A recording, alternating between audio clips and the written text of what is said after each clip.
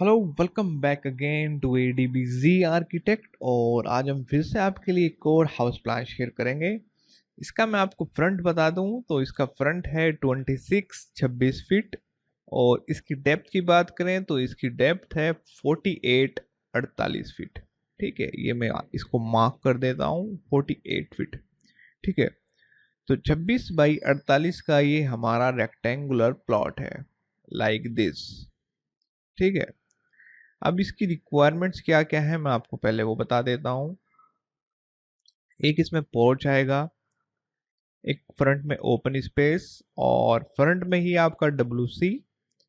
एक आएगा इसमें ड्राइंग रूम, और जो इसमें स्टेयरकेस आएगी वो आएगी फ्रंट से, लाइक दिस।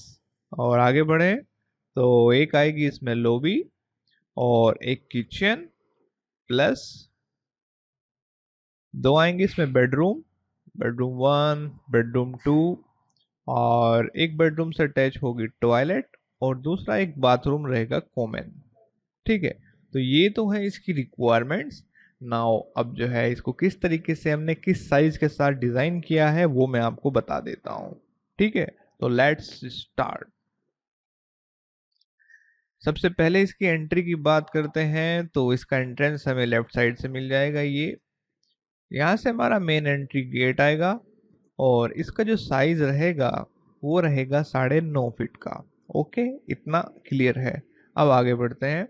जब आप एंट्री गेट से आगे चलते हैं तो आपको मिल जाता है ये पोर्च, और इस पोर्च का जो साइज है वो 9.5 बाई 15 फीट 3 इंच है। ठीक, यहाँ पे आप बहुत आराम से एक 4 व्हीलर कार पार्क कर सकते हैं। ओके, चलो आगे बढ़ते हैं। देन इस पोर्च से जब आप आगे बढ़ते हैं तो यहाँ से हमारी स्टेयरकेस शुरू हो जाती है, लाइक दिस। एल शेप में रहेगा हमारा स्टेयरकेस।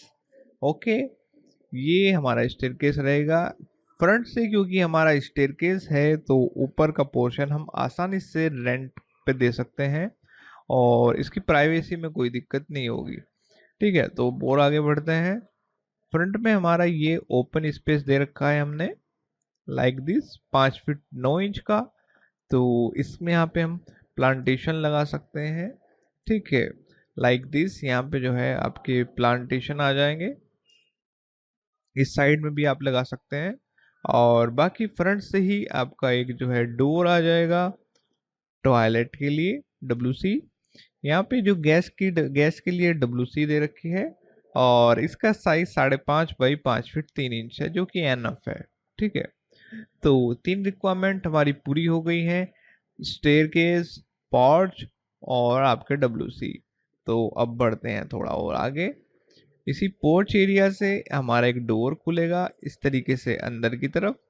ओके, देन ये हमें एंट्रेंस देता है ड्राइंग रूम के लिए, और इस ड्राइंग रूम का जो साइज निकल के आता है वो 14.5 बाई 11 फीट आता है।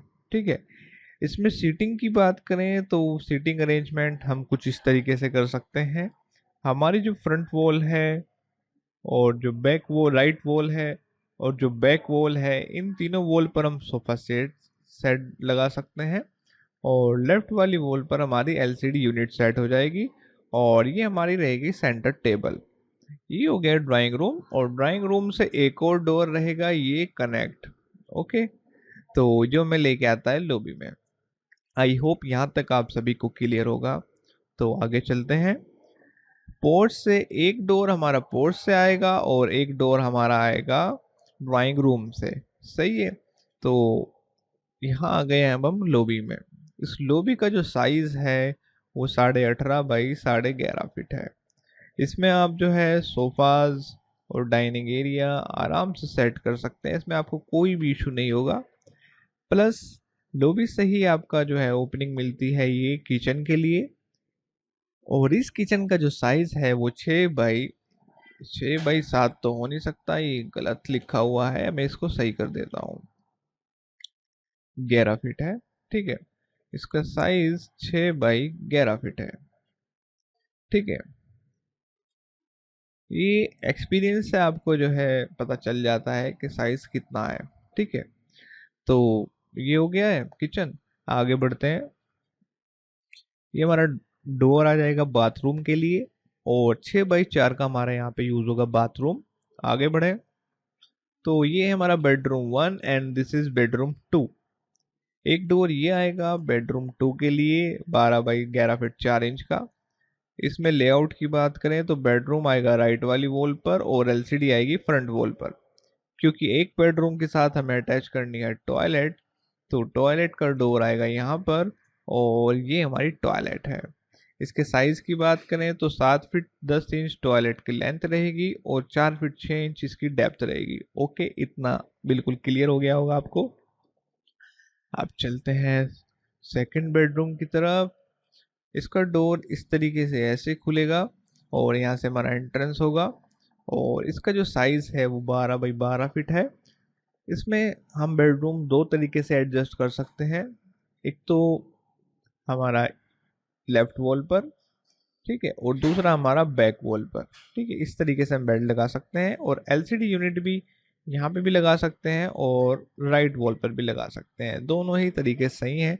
अगर आपको ज़्यादा प्राइवेसी का ध्यान रखना है तो आप इस वाली वॉल पर बेड रखें तो ज़्यादा बेहतर रहेगा। ओके, चलिए आगे चलते हैं। इससे हमने एक दिया है डोर जो हमें ओपन स्पेस में कनेक्ट करता है। 4 बाई 4.5 फीट का इसका साइज है। तो ये हो गई है हमारी प्लानिंग और मैं अब इसको वेंटिलेशन बता देता हूँ कि इसमें वेंटिलेशन कहाँ पे हो रहा है और कहाँ पे नहीं हो रहा है। ओके, शुरू करते हैं।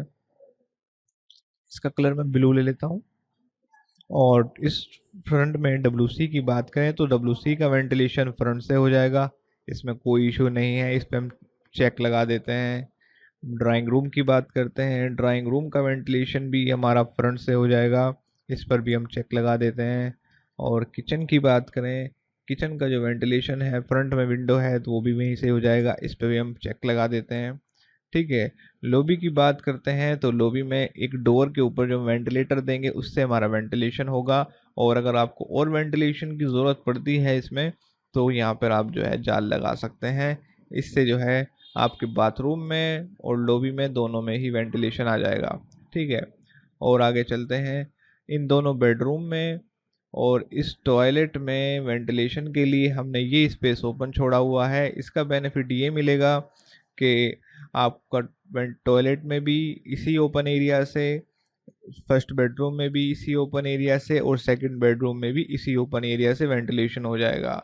तो कोई इसमें वेंटिलेशन का इशू नहीं है, आप इसके साथ जा सकते हैं प्लान के साथ। ठीक है, तो अगर आपका प्लॉट साइज आई होप यही है, मतलब है अगर बाई चांस, तो आप इससे रेफरेंस लीजिए। और अगर आपके प्लॉट साइज डिफरेंट हैं तो आप जो है अपने लिए ऑर्डर दे सकते हैं, अपने लिए फ्लोर प्लान वगैरह बनवा सकते हैं। एंड अगेन हमारे चैनल को आप सब्सक्राइब कर लीजिए अगर आपने नहीं कर रखा है तो, क्योंकि जैसे ही हम वीडियो डालें आपके पास एक नोटिफिकेशन पहुंच जाता है।